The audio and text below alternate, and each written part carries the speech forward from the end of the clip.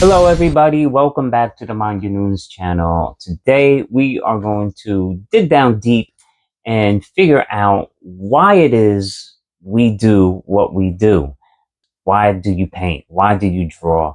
Why do you play music? Why do you do what you do?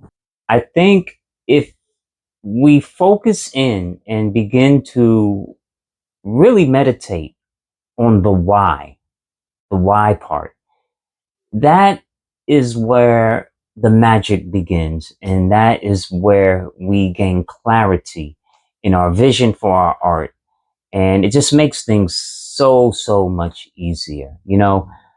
I've been creating art for years, and a lot of times when I've asked myself, well, why am I doing this, I've stumbled at the answer. It's like I couldn't figure out like what it was that was driving me to create.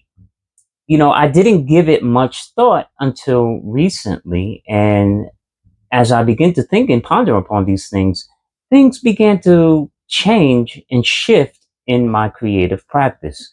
So let me tell you what I mean by that. When you start with your why, when you start with the question, why am I doing this? Why is this important to me? Why is this relevant? When you start asking the question why, you begin to tap into a whole nother side of your creativity that you probably didn't even know that was there.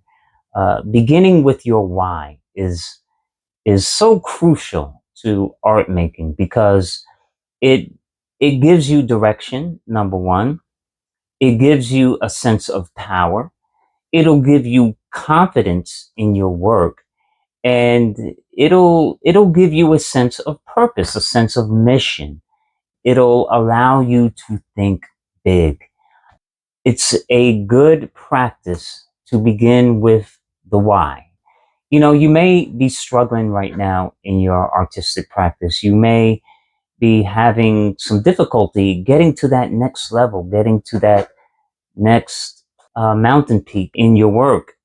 And the reason why we struggle is a lot of times we don't know our why. We don't know why we're doing what we're doing. We just know that we're in some type of motion and we're doing it.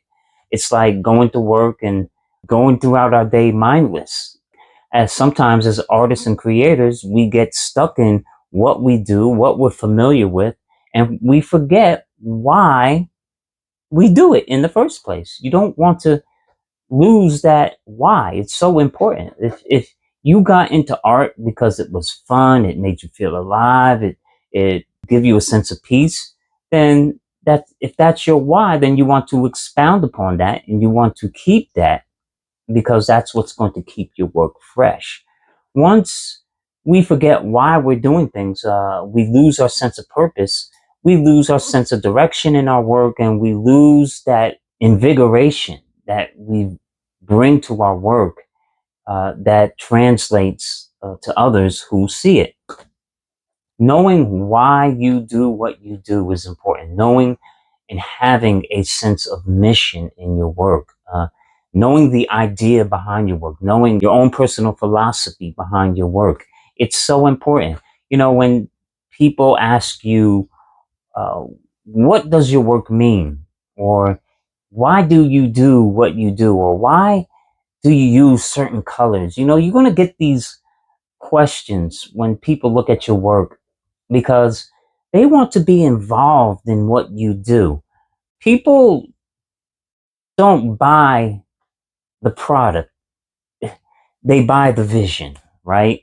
When people look at your work and they want to buy your work, especially collectors, they want to know what drove you to uh, think what you were thinking, to say what you were saying, and to express what you are expressing in your work. And if you know why, if you know those crucial pieces of information, you're going to win over so many people to your vision, to your work, and hopefully you'll sell some work too. But that's so important that we know why we're doing what we're doing, and we have a clear vision of where we're going in our work. And you may not know everything, you may not know exactly where you're going to end up, but at least if you have a roadmap of where you're going, or direction that you want to go in, then you have some stability in your work and you can build up upon that. It's like, yeah, if you want to drive to California, well, obviously you're going to have to look at a map, or just uh, trust in the directions that you're getting from your GPS these days. In the old days, you had to look at a map, but you need a course of direction. You need a roadmap per se to get you to where you want to go. And knowing your why you do things, why you use certain colors, why you use certain materials.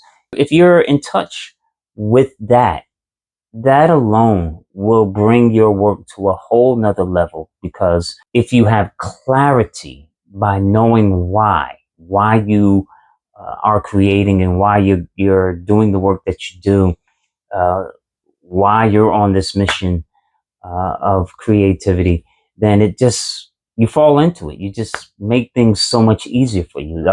Your resistance is going to be so much less than trying to fumble through and trying to figure things out piece by piece and as you go along. Now, to be fair, yes, all artists are going to have to, experiment and iterate and so forth. But it's so much easier to do that when you have a sense of purpose and a sense of mission in your work. And I believe that that is so important. It's also important that you have big thinking behind your work. Don't think small, go big, think big. Think outside of your studio, your apartment. Think outside of where you work. Think outside your current practice.